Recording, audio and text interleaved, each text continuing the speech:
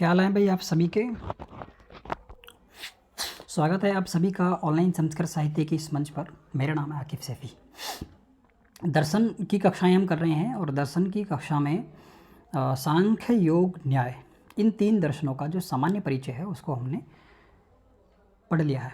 परीक्षा की दृष्टि से उसके जो महत्वपूर्ण विषय थे, यहाँ से प्रश्न बनने की संभावना हर बार रहती है, तो उन विषयों को हमने जो सामान्य परिचय के तौर पर तीसरी यूनिट में लगे हुए हैं उनको हमने अच्छी तरह से पढ़ लिया है। जिस किसी ने भी ये सारी कक्षाएं नहीं देखी हैं तो वे ऊपर आई बटन आया है, इस पर जाकर के क्लिक करके आप हमारी पिछली कक्षाओं में जा सकते हैं। इसके अलावा आप नीचे डिस्क्रिप्शन में यदि जाएंगे तो वहाँ पर इन सारी प्लेलिस्ट के लिंक्स पड़े हुए हैं, वहाँ पर जा कर के भी आप हमारी कक्षाओं को देख सकते हैं। ये हमारी तीसरी यूनिट है और तीसरी यूनिट में आज हम वैशेषिक दर्शन से शुरू करने वाले हैं। भाई सांख्य योग न्याय ये हमने पीछे पढ़ लिया है, इसके बाद वैशेषिक और इसके बाद पूर्व मीमांसा और उसके बाद जो वेदांत वाला टॉपिक है उसको भी आज हम कवर करने वाले हैं। तो आज हम इन तीन दर्शनों को एक साथ पढ़ेंगे। इससे पहले हमने जो पहली यूनिट और दूसरी यूनिट लगी हुई है वहाँ से भी बहुत सारी चीज़ें कवर करवाई हैं। यदि आपने वो हमारी कक्षाएं नहीं देखी हैं तो आप प्लेलिस्ट में जा सकते हैं, नीचे डिस्क्रिप्शन में लिंक पड़ा हुआ है या ऊपर आई बटन पर क्लिक करेंगे तो यहाँ भी आप हमारी उन पीछे की कक्षाओं से जुड़ सकते हैं और अपने मित्रों को शेयर करके इन कक्षाओं का लाभ उनको पहुंचा सकते हैं। ठीक है, चलिए क्या क्या चीज़ें हमने इसमें पढ़ ली हैं। तो सांख्य दर्शन हमने इसमें पढ़ा था, योग पढ़ा था और न्याय दर्शन हमने इसमें कंप्लीट किया था। आज हम वैशेषिक दर्शन की बात करने वाले हैं। चलिए, यह है हमारे पास वैशेषिक दर्शन। क्या क्या बातें इसमें महत्वपूर्ण हैं वो हम जानेंगे। भाई जब हम वैशेषिक दर्शन की बात करते हैं तो नाम से ही पता चलता है विशेष होने के कारण ही इस दर्शन को वैशेषिक दर्शन की संज्ञा दी गई है। पंडित मंडली में एक कहावत प्रसिद्ध है, कणादम पाणनीयम च सर्वशास्त्रोपकारकम। कणाद और पाणनीय को सभी शास्त्र का उपकारक कहा गया है। क्या मतलब है भाई इस बात का? इस बात का मतलब ये है कि जो महर्षि कणाद हैं इनका जो वैशेषिक दर्शन है वो कैसा है, ये पदार्थ का निरूपण करता है। और जो महर्षि पाणिनि का व्याकरण है वो क्या है, शब्द के यथार्थ निर्णय में सहायक ग्रंथ है। यदि हमें शब्द को यथार्थ रूप में जानना है तो हमें पाणिनि को जानना पड़ेगा, पाणिनि के व्याकरण को पढ़ना पड़ेगा। और जब हमें पदार्थ के विषय में जानकारी इकट्ठी करनी है, पदार्थ को जानना है, तो फिर हमें कणाद का वैशेषिक दर्शन पढ़ना पड़ेगा। तभी जा कर के हम पदार्थ और शब्द के यथार्थ ज्ञान को समझ पाएंगे। इसीलिए इन दोनों को क्या कहा गया है, शास्त्र उपकारक कहा गया है। कणादम पाणिनीयम च सर्वशास्त्र उपकारकम। कणाद और पाणिनीय जो हैं वो सभी शास्त्र के उपकारक हैं। मुझे लगता है आपको ये चीज़ें समझ में आ रही होंगी। उसके बाद हम थोड़ी सी चर्चा यहाँ पर कणाद की करने वाले हैं। कणाद कौन है, ठीक है। चलिए, एक ग्रंथ है त्रिकांड कोश। वॉइस वगैरह तो साफ आ रही है ना? वॉइस पे यदि कोई इस तरह का इशू हो ना तो मुझे बता देना कमेंट के माध्यम से कि ये चीज़ें यहाँ पर सुधारने की आवश्यकता है। तो महर्षि कणाद की बात करते हैं तो त्रिकांड कोश एक ग्रंथ है, उनमें इनका जो नाम है वो काश्यप मिलता है। भाई अलग अलग विद्वान जो हैं वो अलग अलग तरीके से ये ग्रंथों को पढ़ करके अलग अलग प्रकार की चीज़ों को बताते हैं, ठीक है। उसी प्रकार से एक ग्रंथ हमारे सामने आता है जिसका नाम त्रिकांड कोश। इसमें इनका दूसरा नाम काश्यप मिलता है। अब किरणावली है उदयनाचार्य की रचना है। इसमें इनको काश्यप मुनि का पुत्र बताया गया है। कुछ विद्वान इनको काश्यप ही कहते हैं और कुछ इनको काश्यप का पुत्र बताते हैं।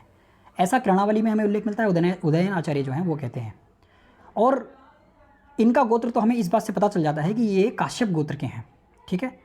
और श्री हर्ष जो हैं वो नैषधीय चरितम में कणाद दर्शन को अलौकिक की संज्ञा देते हैं। मतलब कणाद दर्शन को क्या कहते हैं, ये जो अलौकिक दर्शन है, ठीक है। तो तीन नाम हमें यहाँ पर मिलते हैं। जब हम वायु पुराण की बात करते हैं तो वायु पुराण में प्रभास निवासी हैं सोम शर्मा का शिष्य। अच्छा, प्रभास निवासी सोम शर्मा का शिष्य और शिव का अवतार बताया गया है किसको, कणाद को, ठीक है। कणाद को वायु पुराण में क्या कहा गया है, प्रभास निवासी कहा गया है और सोम शर्मा का शिष्य बताया गया है और शिव का अवतार बताया गया है। इतनी चीज़ें कणाद के विषय में हमें जानने के लिए मिलती हैं, ठीक है। अलग अलग ग्रंथों में अलग अलग व्यक्तियों के विद्वानों के लिए अलग अलग संज्ञाएं दी गई हैं, ठीक है। अब हम क्या कह सकते हैं, कणाद मुनि जो हैं वो काश्यप गोत्री हैं, इतना तो हमें पता चल गया है। सोम शर्मा के शिष्य तथा औलूक नामधारी थे, ठीक है। औलूक भी नाम इनका हमें मिलता है, कणाद भी नाम मिलता है, तो ये चीज़ें हैं। और काश्यप भी इनका कहीं कहीं पर नाम मिलता है। इसकी चर्चा हमने आपसे पीछे की है। कणाद का क्या अर्थ है भाई? कणाद का अर्थ होता है कण, कण आद, ठीक है, कण आद। कण कण मतलब कणाद का मतलब होता है कण भक्षण करने वाला, कणों को खाने वाला। कण मतलब छोटे छोटे जो कण होते हैं ना, उनको खाने वाला। तो इनको ऐसा क्यों कहते हैं? तो इसके विषय में ये कहा जाता है कि सड़क पर गिरे हुए कणों को, सड़क पर गिरे हुए कौन से कणों को? अन्न के कणों को खाया करते थे, इसीलिए इनको कणाद की संज्ञा दी गई है, ठीक है। ये कथन प्राचीन आचार्य है, आचार्य नहीं है, यहाँ पर टाइपिंग मिस्टेक हो गई है। तो ये कौन है? ये जो कथन है प्राचीन आचार्य हैं, एक व्योम शिव और दूसरे हैं श्रीधर, ये इन्होंने माना है। कौन ये? इन्होंने क्या माना है? इन्होंने माना है कि ये अन्न को खाते थे, अन्न को जो अन्न के कण थे उनको खाते थे, इसलिए इनको कणाद कहा गया है। इस प्रकार की चीज़ें हैं। आपको सारी चीज़ें समझ में आ रही होंगी। परमाणुवाद के पुरस्कर्ता होने के कारण भी किन्हीं के मत में कणाद संज्ञा को सार्थकता है, ठीक है। अब देखिए, वैशेषिक दर्शन जो है इसकी प्राचीन व्याख्याएं हमें बहुत मिलती हैं। जब हम कणाद की बात करते हैं तो कणाद का एक ग्रंथ है वैशेषिक दर्शन, और वैशेषिक सूत्र जो है इनकी रचना है, ठीक है। वैशेषिक की प्राचीन व्याख्याएं हमें यहाँ पर मिलती हैं। और ये जो वैशेषिक की प्राचीन व्याख्याएं हैं वो किस प्रकार हैं? तो आत्रेय हैं, इन्होंने भाष्य लिखा है। रावण का हमें रावण भाष्य मिलता है, और प्रशस्त पाद हैं एक आचार्य, इनका पदार्थ धर्म संग्रह नाम का एक ग्रंथ हमें मिलता है, जो कि वैशेषिक दर्शन के स्वतंत्र ग्रंथ माने गए हैं। उसके बाद ये जो प्रशस्त पाद जो हैं आचार्य, इनका जो पदार्थ धर्म संग्रह ग्रंथ है, इन पर हमें बहुत सारी टीकाएँ मिलती हैं। जैसे हम बात करते हैं व्योम शिवाचार्य की, तो इनकी व्योमवती मिलती है। उदयन आचार्य जो है इनकी किरणावली है, और श्रीधर आचार्य जो है इनकी न्याय कंदली है, ठीक है। उसके बाद श्री वत्स हैं, इन्होंने न्याय लीलावती टीका नाम का एक ग्रंथ लिखा है। और ये सारे के सारे जो टीका ग्रंथ हैं ना वो इस पर हैं, प्रशस्त पाद पर हैं। प्रशस्त पाद भाष्य की अनेक टीका। अच्छा, इसको बंदी कर देते हैं ना, इसको बंद कहाँ से किया जा सकता है? ठीक है, अब चलिए, अब नहीं डिस्टर्बेंस होगा। अच्छा, मैंने ध्यान नहीं दिया था ये सारी चीज़ें। चलिए, तो हम प्रशस्त पाद की व्याख्याओं की बात कर रहे थे। तो वल्लभाचार्य की हम जब बात कर रहे थे, वल्लभाचार्य की एक टीका मिलती है हमें जिसका नाम है न्याय लीलावती टीका। और पद्मानंद मिश्र हैं, या इनको प्रद्योतन मिश्र भी कहा जाता है, सेतु इनका एक ग्रंथ मिलता है। और एक शंकर मिश्र हैं, शंकर मिश्र हैं, और ये जो शंकर मिश्र हैं इनका कणाद रहस्य हमें प्राप्त होता है। जगदीश भट्टाचार्य हैं, इनकी शुक्ति मिलती है। उसके बाद शिवादित्य मिश्र हैं, इन्होंने सप्त पदार्थी और लक्षणमाला नाम का एक ग्रंथ, लक्षणमाला नाम के ये दो ग्रंथ हैं, सप्त पदार्थी है और एक लक्षणमाला है। ये दो अलग अलग ग्रंथ इनके वैशेषिक दर्शन पर स्वतंत्र रूप से प्राप्त होते हैं। ये किसी की टीकाएँ और टिप्पणी नहीं है, ठीक है। ये एक वैशेषिक दर्शन पर स्वतंत्र ग्रंथ हैं। उसके बाद 10वीं शताब्दी में, अच्छा 10वीं शताब्दी का इनका टाइम पीरियड रहा है। उसके बाद शंकर मिश्र आते हैं, इनका जो समय है वो 15वीं शती माना गया है। और इनके ये 3 जो टीका ग्रंथ यहाँ पर उपलब्ध होते हैं, 3 नहीं है तो बहुत सारे हैं। चलिए, इन टीका ग्रंथों को देख लेते हैं कौन कौन से हैं। पहला जो टीका ग्रंथ है वो उपस्कार है, जो कणाद सूत्र की टीका है। और दूसरा है कणाद रहस्य, जो स्वतंत्र एक ग्रंथ है वैशेषिक दर्शन पर। और फिर आमोद नाम का ग्रंथ है जो न्याय कुसुमांजलि की व्याख्या करता है। उसके बाद कलपत्ता है, जो आत्म तत्व विवेक की टीका हमें मिलती है। और एक आनंदवर्धन है, श्री हर्ष के खंडन खड्ड खाद्य की टीका यहाँ पर हमें उपलब्ध होती है। आनंदवर्धन एक ग्रंथ का नाम है, ये किसी व्यक्ति विशेष नहीं, ये कोई व्यक्ति नहीं है, ठीक है, मयूख। अच्छा, और फिर उसके बाद कंठाभरण नाम का एक ग्रंथ मिलता है जो न्याय लीलावती की व्याख्या करता है। फिर मयूर नाम का एक ग्रंथ है जो चिंतामणि की व्याख्या है, चिंतामणि की टीका है। और एक वादी विनोद नाम का ग्रंथ है जो एक मौलिक ग्रंथ है, किस पर है? वैशेषिक दर्शन पर है। और उसके बाद वेद रत्न प्रकाश नाम का एक ग्रंथ मिलता है जो एक खंडन मौलिक ग्रंथ माना गया है, मतलब ये एक खंडन करने वाला ग्रंथ है और ये वैशेषिक दर्शन का मौलिक ग्रंथ माना गया है। विश्वनाथ पंचानन जो हैं, इनके 2 ग्रंथ हमें मिलते हैं, एक है भाषा परिच्छेद और दूसरा है न्याय सूत्र वृत्ति। इनका जो समय है वो 17वीं शताब्दी माना गया है। भाई मेरे कहने से आप ये काम करना कि जिन महापुरुष या जिन आचार्यों का टाइम पीरियड दिया हुआ है उनकी रचना आप ज़रूर याद कर लेना। जिनका टाइम नहीं है उनको आप इग्नोर कर सकते हैं एक सेकंड के लिए। मेरा मानना तो यह है कि मैंने सारे महत्वपूर्ण ही लिखे हैं, लेकिन यदि आपको ऐसा करना है कि थोड़ा सा कम याद करना है तो फिर आपको केवल उनको पढ़ लेना जिनका टाइम यहाँ पर मैंने लिखा है। उसके बाद जब हम अन्नन भट्ट की बात करते हैं तो तर्क भाषा इनका एक ग्रंथ है जो कि 17वीं शताब्दी का उत्तरार्ध ग्रंथ माना गया है। ये इनका जो टाइम पीरियड है अन्नन भट्ट का, ये 17वीं शताब्दी है। अच्छा, इसकी एक खास बात यह है कि ये जो अन्नन भट्ट की तर्क भाषा है ये हमारे सिलेबस में भी लगी हुई है। अन्नन भट्ट की तर्क भाषा है क्या? हाँ ठीक है, अन्नन भट्ट की है वो क्या है? तर्क भाषा है।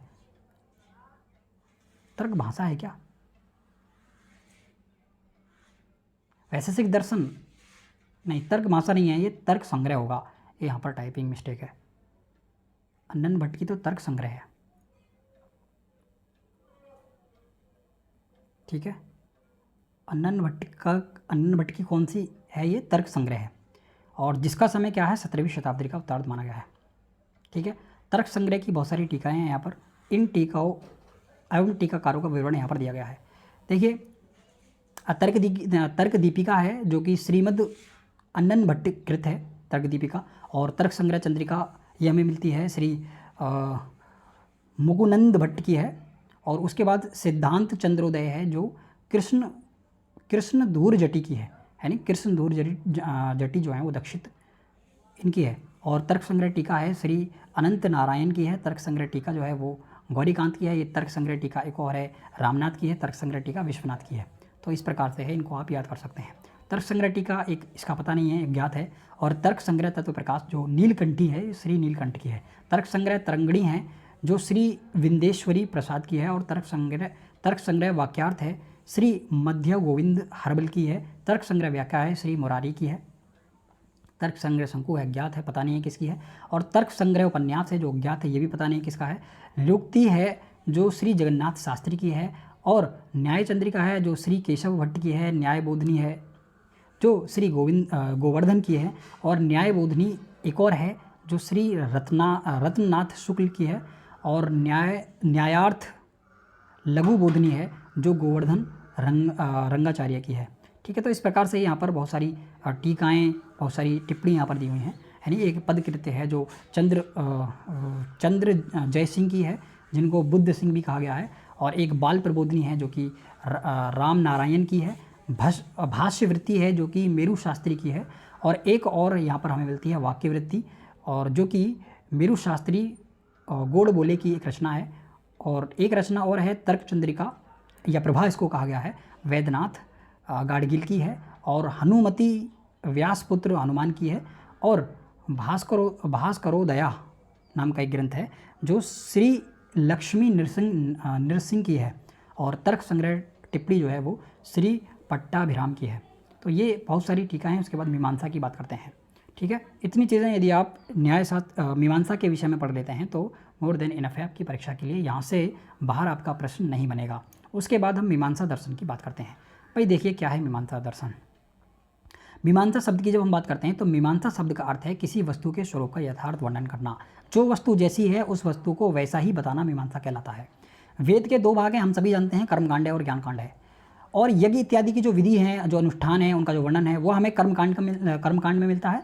और जीव जगत तथा ईश्वर के स्वरूप का जब हम बात करते हैं, इनके संबंध की बात करते हैं, इनके निरूपण की बात करते हैं, तो ये ज्ञानकांड का विषय है। ये सारी की सारी चीज़ें हमें ज्ञानकांड में मिलती हैं। इनमें आपाततः दिखाई पड़ने वाले विरोधों को दूर करने के लिए मीमांसा का प्रवृत्ति होती है, ठीक है।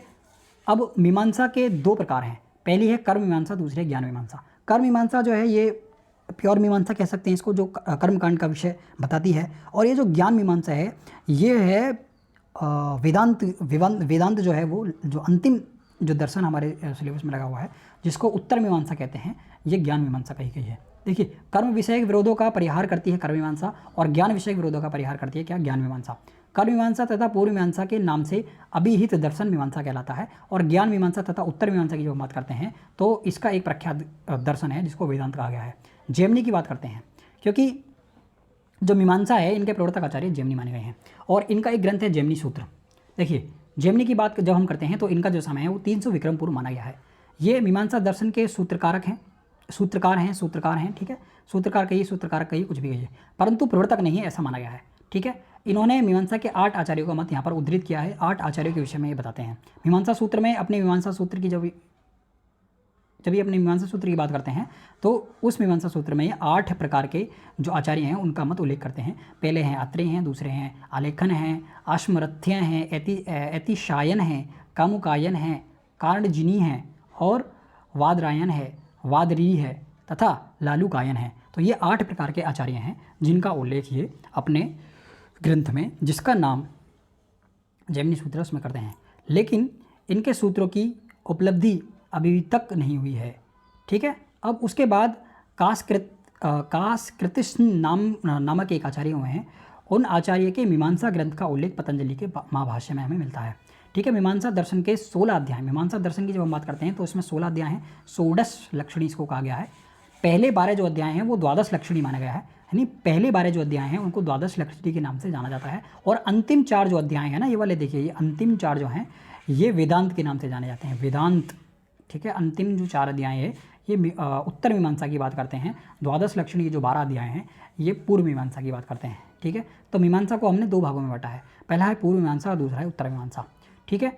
तो ये जो इसमें जो पहला वाला है उसको 12 लक्षणी कहा गया है, अंतिम का जो है 4 अध्याय है, इनको संकीर्ण कांड के नाम से भी जाना जाता है या देवता कांड भी इनको कहते हैं, ठीक है। इस दर्शन की सूत्र संख्या की जब हम बात करते हैं तो 2644 और अधिकरण की बात करते हैं तो 606 अधिकरण है। मीमांसा सूत्र की टीकाएँ यहाँ से हमसे बहुत पूछी जाती हैं। तो सबसे पहले इन पर टीका करने वाले एक आचार्य हुए हैं जिनका नाम है उपवर्ष। इनके समय की जब हम बात करते हैं तो सन 100 से लेकर के 200 ईस्वी इनका समय माना गया है, ठीक है।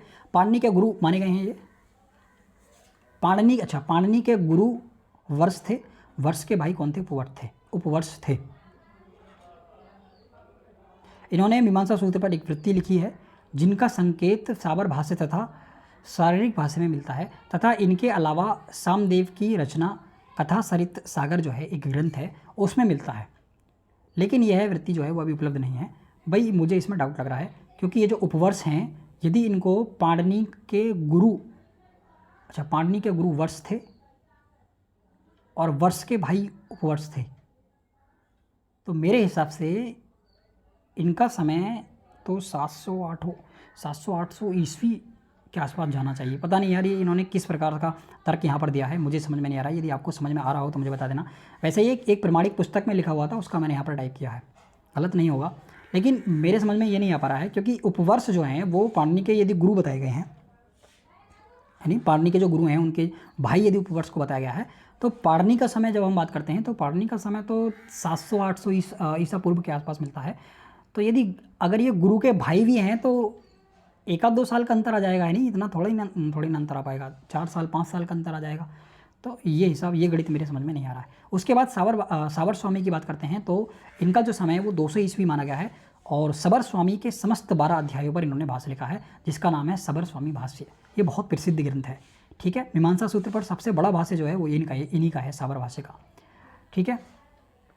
और इन्होंने इस ग्रंथ को लिख करके दर्शन के गंभीर तत्वों का विवरण प्रस्तुत किया है। पांडित्य के ओतपोत इस ग्रंथ की तुलना शैली की रोचकता तथा विषय की विशदता के कारण पतंजलि महाभाष्य और शंकर भाष्य की पतंजलि महाभाष्य और शंकर महाभाष्य जो 2 महाभाष्य ग्रंथ हैं उनके साथ इनकी तुलना की जाती है। साबर भाष्य का जो वैशेषिक दर्शन पर कौन सा ग्रंथ है? सबर स्वामी भाष्य है, ठीक है। इनका असली नाम क्या था? आदित्य देव था। उसके बाद भाट मत की बात करते हैं। यहाँ पर ना 2 मत प्रचलित हुए थे, एक प्रभाकर मत हुआ था जिसको गुरु मत कहा गया, एक मत प्रचलित हुआ था जिसको भाट मत कहा गया। तो जो प्रभाकर थे वो शिष्य थे किसके? भाट के। भाट मत पहले आया, प्रभाकर मत बाद में आया, ठीक है।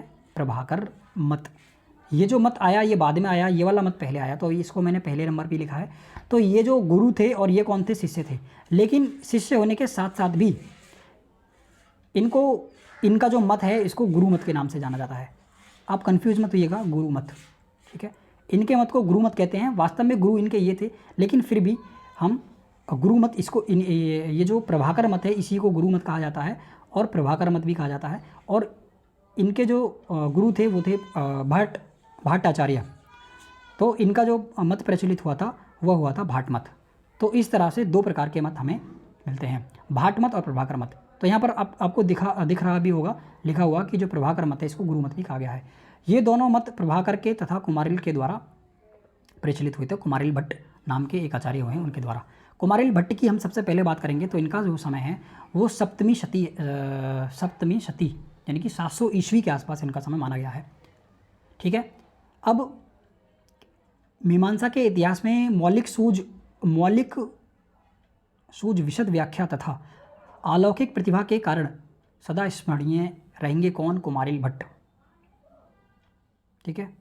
इन्होंने बौद्धों को परास्त कर वैदिक धर्म की मर्यादा का संरक्षण किया था और सबर भाषा पर वृत्ति रूप में इनकी 3 ग्रंथ हमें यहाँ पर प्रचलित मिलते हैं। भाई जो यहाँ पर सबर स्वामी का यहाँ पर हमें भाष्य मिलता है ना, ये वाला देखिए, सबर स्वामी का ये जो भाष्य है ना, इन पर इन्होंने 3 प्रकार के टिप्पणी की हैं, 3 प्रकार के ग्रंथ यहाँ पर लिखे हैं। पहला है कारिकाबद्ध है और विपुल काय है, श्लोक वार्तिक जिसका नाम है। ठीक है ना। ये कारिका में विभाजित है, कारिका में बटा हुआ है, कारिका में इसको लिखा गया है और इसका नाम है श्लोक वार्तिक। और दूसरा जो ग्रंथ है इनका, अच्छा जब हम श्लोक वार्तिक की बात करते हैं तो प्रथम अध्याय के प्रथम तर्कपाद का व्याख्यान। दूसरा जो ग्रंथ है इनका तंत्र वार्तिक है और तीसरा जो है वो टुप टीका है। ये टुप है यहाँ पर, ये दा नहीं है, ये टा है ना। ये क्या है? टुप टीका है। चलिए, तो ये 3 ग्रंथ हमें यहाँ पर इनके प्राप्त होते हैं। इनको आप याद कर लेना, बहुत महत्वपूर्ण है। क्या क्या महत्वपूर्ण है इसमें? ये जो साबर भाष्य पर इन्होंने भाष्य लिखा है कुमारिल भट्ट ने, ये 3 प्रकार के ग्रंथ हैं। पहला श्लोक वार्तिक जो कि साबर भाष्य के प्रथम अध्याय के प्रथम तर्कपाद का व्याख्यान दिया गया है, और दूसरा जो वो गद्यात्मक ग्रंथ माना गया है और जिसका नाम तंत्र वार्तिक है। ठीक है। पहले अध्याय के दूसरे पाद के आरंभ पर तृतीय अध्याय तक यहाँ पर इसका भाष्य है यहाँ पर। उसके बाद भाष्य नहीं है, व्याख्या है। उसके बाद तीसरी जो रचना है इनकी, वो तीसरी रचना हमें मिलती है टुप टीका। ये टुप टीका इनकी रचना है। ये जो है अंतिम 6 अध्यायों पर इसकी टिप्पणी हमें मिलती है। तो ये 3 प्रकार के ग्रंथ हैं, इनको आप याद कर लेना। उसके बाद मंडन मिश्र आते हैं। इनके प्रसिद्ध ग्रंथ हैं विधि विवेक है, भावना विवेक है, विभ्रम विवेक है और मीमांसा सूत्र अनुक्रमणी है और स्फोट सिद्धि है और भ्रम सिद्धि है। ये किसकी रचनाएं हैं? ये मंडन मिश्र की हैं। तो ये आपको याद रखनी है। मंडन मिश्र जो है वो एक प्रसिद्ध आचार्य हुए हैं। उसके बाद भट्ट उम्बेक, ये अभी हमारा क्या चल रहा है? ये अभी भाट मत चल रहा है, यानी कुमारिल भट्ट के जो आचार्य हैं उनका मत चल रहा है। ठीक है। अब देखिए, चलिए, भट्ट उम्बेक जो हैं वो इनके 2 ग्रंथ हमें प्राप्त होते हैं। पहला है तात्पर्य टीका, दूसरा है भावना विवेक की टीका। उसके बाद पार्थ सारथी हैं, इनका जो समय है वो 1050 से लेकर के 1100 ईस्वी माना गया है। तो न्याय रत्नाकर हैं, श्लोक वार्तिक की टीका है, और तर्क रत्न है, ट्रुप टीका की व्याख्या मिलती है, और न्याय रत्नमाला है, ये स्वतंत्र ग्रंथ है। किस पर? वैशेषिक दर्शन, जो ये हमारा कौन सा दर्शन चल रहा है भाई यहाँ पर? ये मीमांसा दर्शन चल रहा है ना। तो मीमांसा दर्शन पर ये जो न्याय रत्नमाला है, ये स्वतंत्र ग्रंथ लिखा गया है। किसके द्वारा लिखा गया है? ये पार्थ सारथी नाम के एक आचार्य हुए हैं, उन्होंने लिखा है। और क्या समय है इनका? तो इनका समय है 1050 ईस्वी से 1125 ईस्वी के आसपास। मध्यवाचार्य की जब हम बात करते हैं तो 14वीं शताब्दी इनका समय है, और इनका एक ही ग्रंथ मिलता है, न्यायमाला विस्तार। उसके बाद खंडन देव मिश्र हैं, इनका समय 1300 से लेकर के 1365 ईस्वी माना गया है। इनके बहुत सारे ग्रंथ हैं यहाँ पर देखिए, भाट कौस्तुभ है, भाट दीपिका है, इनकी 3 टीका यहाँ पर उपलब्ध मिलती हैं। उनके नाम भी यहाँ पर दिए हैं, प्रभावली है। उसके बाद भट्ट चंद्रिका है, भट्ट चिंतामणि है, और उसके बाद इनका तीसरा ग्रंथ मिलता है भाट रहस्य। इसके अतिरिक्त यहाँ पर हमें बहुत सारे और यहाँ पर ग्रंथ मिलते हैं। देखिए, इनके अतिरिक्त जैसे नारायण है, इन्होंने नारायण आचार्य हुए हैं, इनका मानमेय युदय एक ग्रंथ मिलता है। और एक और आचार्य यहाँ पर हैं, लोडाक्षी भास्कर हैं, यहाँ पर पता नहीं यार, ये टाइपिंग मिस्टेक, लोगाक्षी भास्कर होंगे। ये कौन है? ये लोगाक्षी भास्कर,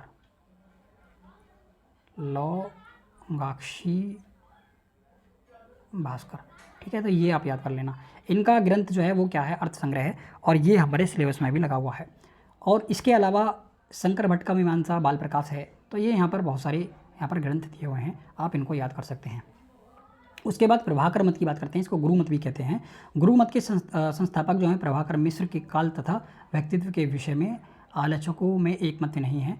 कुछ तो इन्हें कुमारिल का शिष्य मानते हैं, परंतु कुछ इनकी आलोचना करते हैं, यानी परंतु कुछ अन्य आलोचक जो हैं इन्हें एक नवीन संप्रदाय के संस्थापक के रूप में मानते हैं। ठीक है, तो बहुत सारी चीज़ें हैं। इन्होंने सावर भाष्य पर 2 टीकाएँ लिखी हैं। चलिए, अच्छा यहाँ पर ना हमें इनकी 2 टीकाएँ मिलती हैं। पहली है भृति और दूसरी है लघवी। ठीक है, तो ये 2 टीकाएँ हैं यहाँ पर और बहुत ही महत्वपूर्ण है। भृति है और लघवी है, लघवी नहीं है, लघवी होगा मेरे हिसाब से, लघवी ऐसा है, देखो लघवी, लघवी नामक टीका है और भृति नामक टीकाएँ 2 हैं। चलिए, उसके बाद गुरुमत की प्रतिष्ठा शालिकनाथ ने अपने 3 पंचिकाओं के प्रणयन द्वारा स्थापित की। ऋजु विमला पंचिका पूर्वोत्तक भृति की व्याख्या, दूसरी दीपशिखा चंद्रिका पंचिका है, लघवी की टीका है, और ये प्रकरण पंचिका है, एक मौलिक ग्रंथ है। ठीक है, मिथिला या बंगाल के निवासी के ग्रंथकार प्रभाकर के साक्षात शिष्य बतलाए जाते हैं। इनका जो समय है वो 690 ईस्वी से 700 ईस्वी के लगभग माना जाता है। उसके बाद अगले जो आचार्य हुए हैं वो भवनाथ हैं। इन्होंने न्याय विवेक होगा, ये न्याय विवेक होगा, ये नए विवेक नहीं है, न्याय है, पता नहीं यार क्या, यह है न्याय विवेक। ठीक है, तो ये ध्यान रखना। तो न्याय विवेक की 4 टीका यहाँ पर हमें उपलब्ध होती हैं। पहली क्या है, रंतिदेव है और विवेक तत्व है नहीं, रंतिदेव विवेक तत्व इसका नाम है। उसके बाद वरदराज की, 1 मिनट, हाँ ठीक है, फिर वरदराज की एक टीका हमें मिलती है जिसका नाम है न्याय विवेक दीपिका। नए विवेक दीपिका है क्या, न्याय विवेक दीपिका है, चलो इसको कंफर्म कर लिया जाएगा। मेरे हिसाब से न्याय होना चाहिए यहाँ पर, न्याय क्यों होगा यार, न्याय दर्शन थोड़ी ना ये। चलिए जो भी है, ये कॉपी करके लिखा हुआ है, मेरे हिसाब से गलत नहीं होगा। उसके बाद एक है शंकर मिश्र पंचिका। ठीक है ना, शंकर मिश्र पंचिका एक नामक ग्रंथ हमें मिलता है, और एक दामोदर की रचना है जिसका नाम है न्याय विवेक अलंकार। इनका जो समय है वो 1200 से लेकर के 13 ईस्वी माना गया है।